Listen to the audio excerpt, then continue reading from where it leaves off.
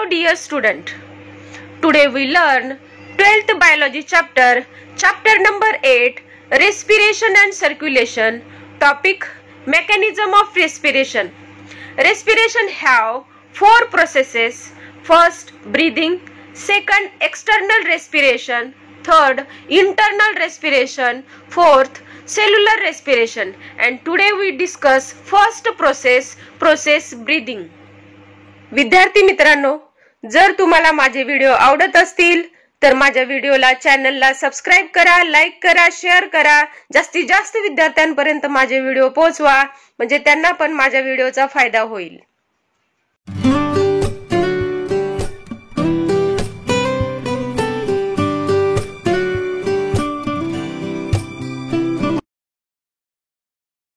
Mechanism of respiration. Respiration is a biological process. Respiration ही एक biological process आहे आणि respiration म्हणजे मध्ये नेमकं काय होते? Exchange of gases between atmosphere and lungs. म्हणजे ॲटमॉस्फिअर आणि लंग्स मध्ये गॅसेस एक्सचेंज होते, म्हणजे ऑक्सिजन इन केला जातो आणि कार्बन डायऑक्साइड बाहेर सोडला जातो, आउट केला जातो. आणि याच बरोबर बॉडीमध्ये नेमकं काय फॉर्मेशन होते? तर formation of ATP. That means respiration means exchange of gases between atmosphere and lungs, and it results in the formation of ATP.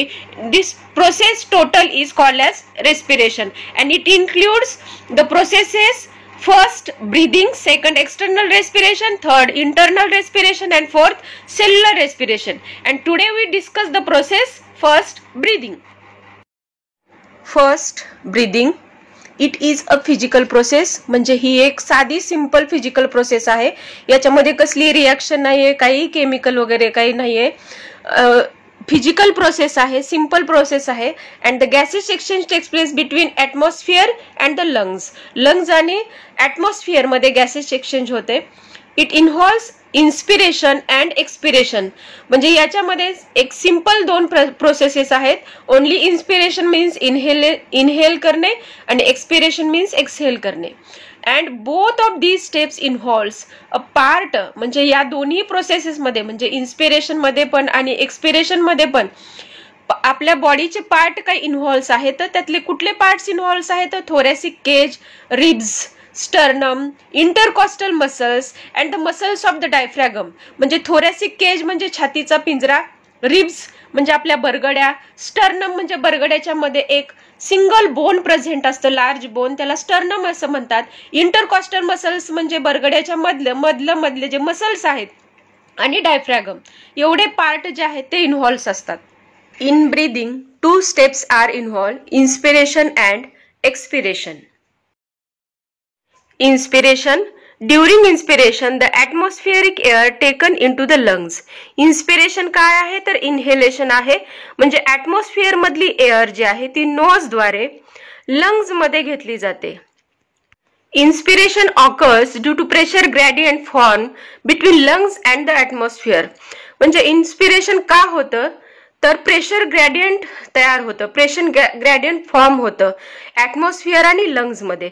Atmosphere मध्ये हाय प्रेशर ग्रॅडियंट आणि लंग्स मध्ये लो प्रेशर ग्रॅडियंट. म्हणून air जी आहे ती high pressure gradient to low pressure gradient कडे म्हणजेच lungs मध्ये येते. इन्स्पिरेशन मध्ये नेमकं काय काय होतं?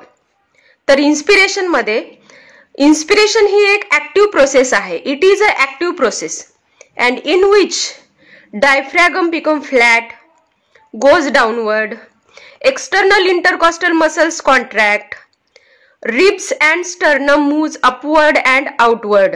म्हणजेच डायफ्रॅगम जो आहे तो फ्लॅट होतो आणि खालच्या दिशेला जातो. एक्सटर्नल इंटरकॉस्टल मसल्स म्हणजे रिब्सच्या मध्ये जे इंटरकॉस्टल मसल्स असतात ते जे आहेत ते कॉन्ट्रॅक्ट होतात.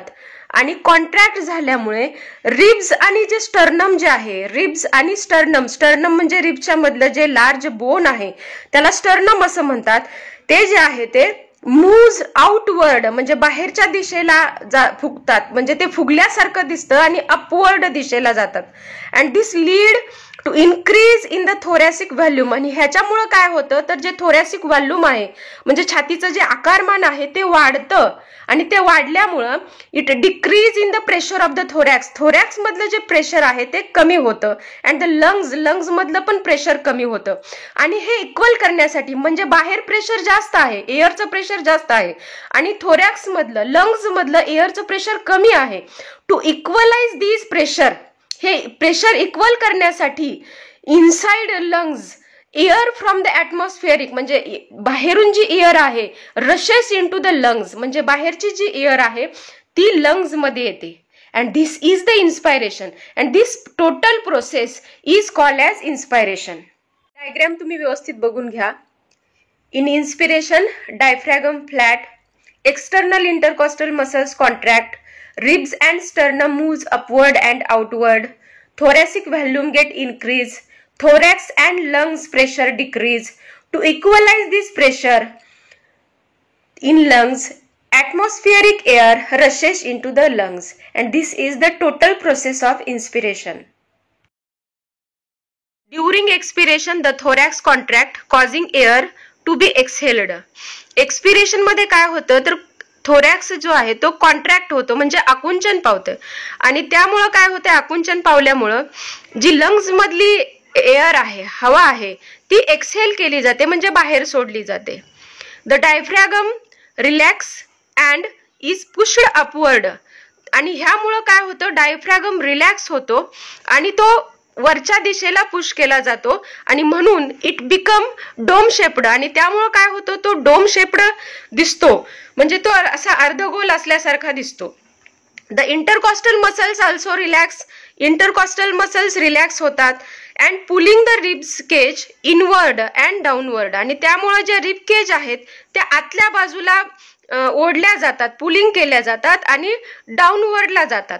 And this cause a decrease in thoracic volume आणि ह्यामुळं काय होतं तर थोरॅसिक व्हॉल्यूम म्हणजे थोरॅसिक जे आकारमान आहे ते कमी होतं, डिक्रीज होतं and lead to increase in the pressure आणि त्यामुळं थोरॅक्सवर प्रेशर पडतं.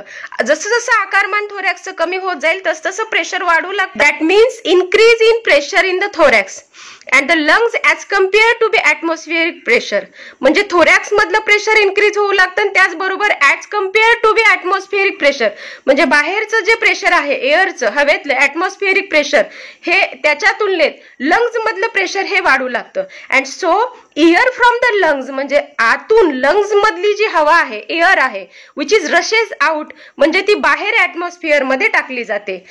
दिस is called as expiration. Diagram व्यवस्थित बघून घ्या. डायग्रॅम मध्ये आपल्याला एक्सपिरेशन प्रोसेस दिसत आहे. डायफ्रॅगम मूव्स अपवर्ड दिशेने गेलेला आहे, डोम शेप्ड दिसत आहे. इंटरकॉस्टल मसल्स रिलॅक्स झालेले दिसत आहेत. रिब्स केज इनवर्ड आणि डाऊनवर्डला आलेला दिसत आहे. And thoracic volume gate decrease, thorax and lung pressure increase, so air rashes out from the lungs. This is the total process of the expiration. This diagram of breathing given in the textbook. So see carefully.